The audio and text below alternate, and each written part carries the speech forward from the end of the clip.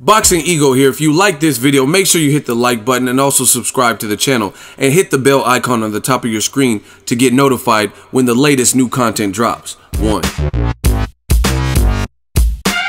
And the new James Degale loses his IBF title to Caleb Truax.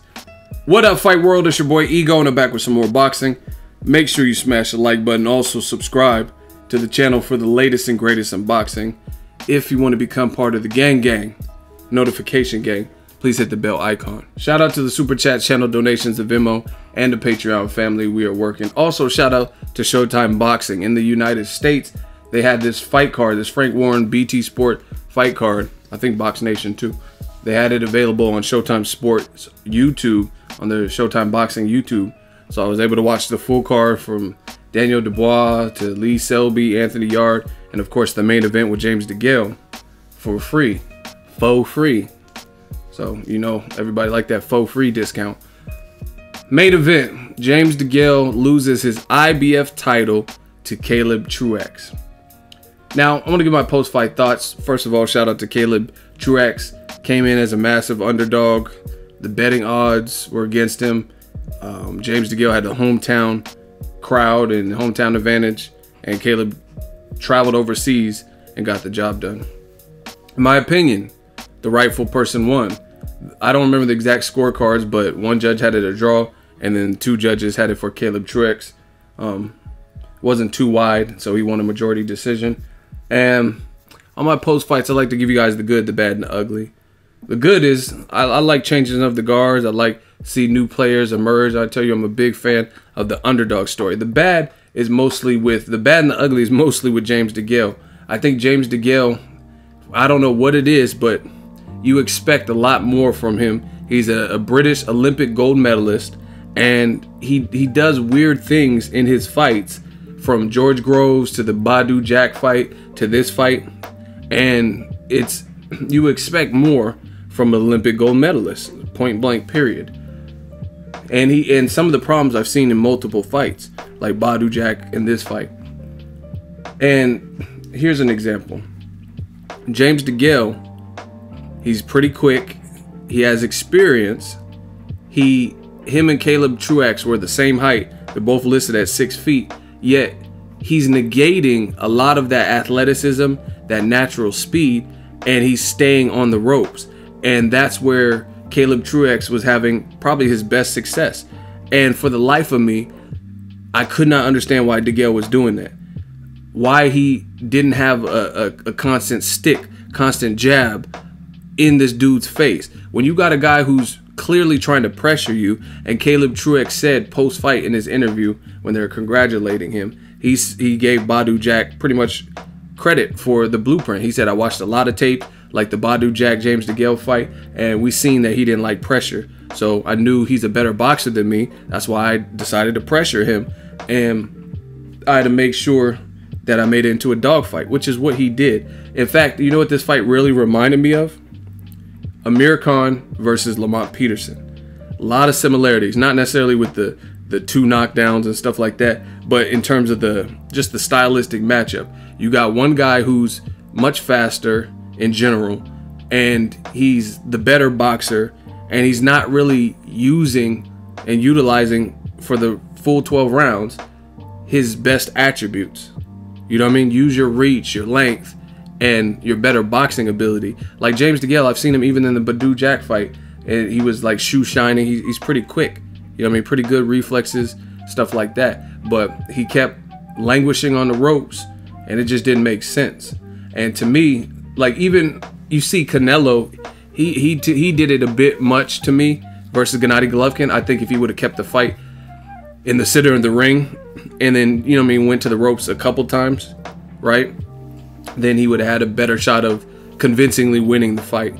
But being on the ropes, that's not the sweet spot for a lot of people. In fact, I can only think of probably a handful of people that hold their own on the ropes for long periods of time against aggressive guys. Floyd Mayweather, right? When Maidana's on the ropes, he can hold his own. You put Maidana, or you put like Broner and Maidana, it's not going to be the same. Broner don't have the same level of defense set up as Floyd. So that's just an example. Bottom line, from what I've seen, most guys, especially in this new class, like newer age fighters who are, you know what I mean, under 32, 34 or something, they don't really have that great of a defense on the ropes where they could just sit back and then pot shot off the ropes and be safe there.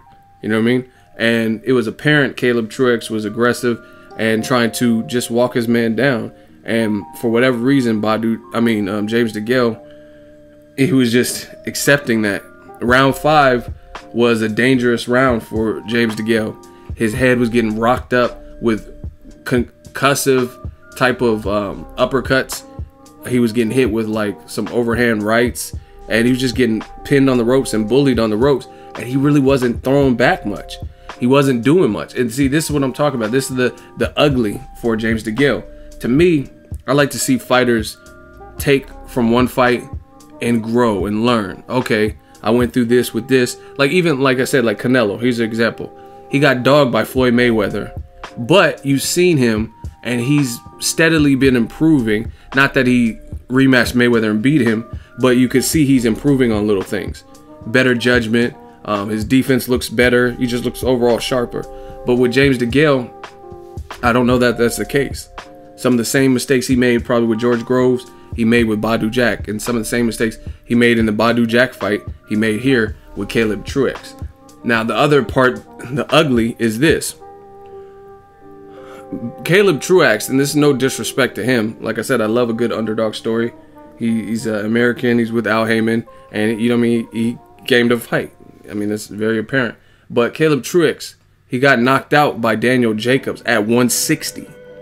Daniel Jacobs, the Miracle Man, at middleweight knocked him out. I watched that fight live. And also Anthony Durrell knocked him out at 168. So he's newish to 168. Got knocked out at middleweight. And he also lost, I believe, to Jermaine Taylor at middleweight. And then you have a guy who's a good healthy size super middleweight at 168 like James Degale, and he can't handle you, and he's an Olympic gold medalist. And see, this is the other thing for the ugly for James Degale is he's cocky and confident, which I have no problem with, but it's not translating to his performances. You know what I mean? I think his fight with Porky Medina, one of those fights on Showtime, I think it was on the same night as Badou Jack Lucian Bute. He didn't look great in that fight either. You know what I'm saying? So he's kind of making these cocky comments about George Groves and Chris Eubank, and I don't really care about them, and I'm going after David Benavidez. You don't want to go after David Benavidez looking like this versus Caleb Truex. Again, no disrespect to him, but David Benavidez got clear power, and he's a champion now, and he showed heart with his fight with the Ron Gavril and stuff like that. So he's just like looking too far ahead. And also I heard James Degale say he made excuses for the Badou Jack loss, or it was a draw. And see, that proves to me, this type of performance proves that the Jack Degale fight shouldn't have been a draw. Like I said in January, immediately after the fight happened, Badou Jack clearly won that fight. But anyway, they scored it a draw. He retained his title, and he just lost it 11 months later.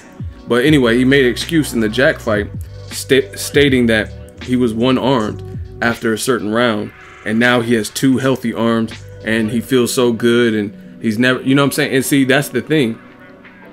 You can't build it up like that. You can't say, oh, I was wounded in the Jack fight, that's why my performance was lacking and I got my teeth knocked out.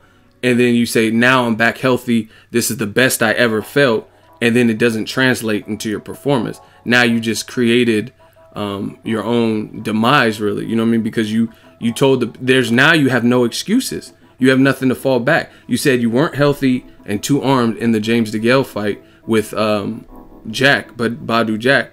But now you say you feel great, you're in the best shape ever, and you have 2 healthy arms, and it's going to show when you fight, and it didn't show. You know what I mean? So just kind of poor decision making. I think James Degale has the skill and the talent to have beaten Caleb Truex. I really do. But he just doesn't always put it together, and he lets someone enforce their own game plan, and he kind of rode with it. He said post-fight that he thought he won, but I didn't think he won. I thought Caleb Truex, I mean, all things considered, he's a challenger. He's in your backyard. He put up a hell of a fight. And like I said, James Degale, he needs to separate heart, because I think he has heart, Got to separate that type of stuff from intelligence. And that's one thing that Floyd Mayweather does well, is because he doesn't care if the crowd's booing. He doesn't care about this and that. He cares about winning and increasing his chances of winning by making smart moves. Like Miguel Cotto got hurt in the 12th round, but Floyd didn't get too greedy because Cotto's still dangerous, and you don't want to fuck around and get rocked by Cotto because you have him wounded and hurt with the uppercut in round 12, and then you get greedy and then you get Pacquiao'd like Marquez did in the 4th fight. You know what I mean? So James Degale, I think he needs to separate his pride and make better sound decisions in that ring. You know what I mean? Use your tools, use your Olympic experience, use movement. You know what I mean? When it makes sense. Don't let him pin you on the ropes and just stay there and not really throw. Clinch if you have to. You know what I mean? But some fighters don't want to do that. They want to fight off this machismo, and then they end up losing. And it is what it is. So that's just kind of my thoughts. James Degale, like he said, post-fight, he has to go back to the drawing board. Very disappointing performance from him. It was his hometown crowd. It was his comeback fight. He had aspirations of fighting David Benavidez and, of course, keeping his title. And then he ends up losing to someone that Danny Jacobs knocked out at 160 and Anthony Durrell knocked out at super middleweight. You know what I mean? And like I always say, listen to what people say then and now. I've said the same thing. Now you guys can start to appreciate guys like Andre Ward a whole lot more. There's no way I'll put my whole next YouTube paycheck on it. Andre Ward, when he was at 168, he wouldn't have lost to Caleb Truax. And again, I'm not taking anything away. I like the dude's heart and ambition, but there's no way Ward would have lost to Caleb Truax, because he's a smart, cerebral fighter, and he's gonna do and make the necessary adjustments to win. And you know what I mean? James Degale, I don't think he would have been able to beat Andre Ward either. Not looking like that. Ward's just too versatile. So now you guys see it when I'm giving praise to certain fighters like Andre Ward and saying, man, he's damn good. This is why. You know what I mean? Ward, people like Ward, they don't lose to people like Caleb Truax. You know what I'm saying? Like, Ward's close, tough fight was with Sergey Kovalev in a new division at light heavyweight, and he only had 2 fights, really 1.5, because Alexander Brand wasn't really a staple 175 proven commodity. You know what I'm saying? So he had the Sullivan Barrera fight, a true light heavyweight, and then had a tune-up fight with Brand, and then he's in there with Kovalev. You know what I mean? Kovalev, with his boxing ability, the fact that he killed a man, his punching power, and his just the way he boxes, he's supposed to give you issue, especially if you're new to the division. But Caleb Truax, all things considered, on paper, he's not supposed to give a gold medalist like James Degale this many problems and rocking you with consecutive uppercuts, and you just sitting there in pocket, letting him do it. Crazy. Should have got on your bike, used some movement, definitely jab, jab, jab. Oh, man, that's how you disrupt all that shit when they coming in the front door. Jab, jab, slow. If he's that aggressive, slow him down with body shot, like bow. And those types of things will break you down and make you not want to come in that front door. Or naturally, if you start chopping down the tree to the body, then they're not even gonna have the energy to keep coming as aggressive unless they're in like dumbass shape. Another thing I noticed is James Degale post-fight, he's always like disoriented. Remember when Bradley fought Ruslan Provodnikov and he got melted and he had that concussion? Every time I listen to a post-fight James Degale recent interview, like in this one with Caleb Truax, post-fight he sounds super nasally, like he had a sinus infection, like he's like snorting and stuff and can't breathe out his mouth. Then the Badu Jack one earlier this year, he has no teeth. You know, that little game at Chuck E. Cheese where you throw the little hard balls and pause and knock the teeth out of the clown display. You know what I mean? That's what his mouth was all bloody and busted and barely can talk because he don't have no teeth. It's just, you got to sort this stuff out. So that's my assessment. James Degale loses his title. Props to Caleb Truax. Let me know your thoughts. Drop it in the comment section. Make sure you smash the like button as always. Hate, comment, and subscribe. Till next video is Ego signing off. So if you enjoyed this video and want more content like this on the channel, you can show your appreciation by going to the PayPal donate button or the YouTube support button. And you can donate any amount that you feel is equivalent to the value of this video. Much more to come. Thank you guys for your support. Boxingego, the future of boxing.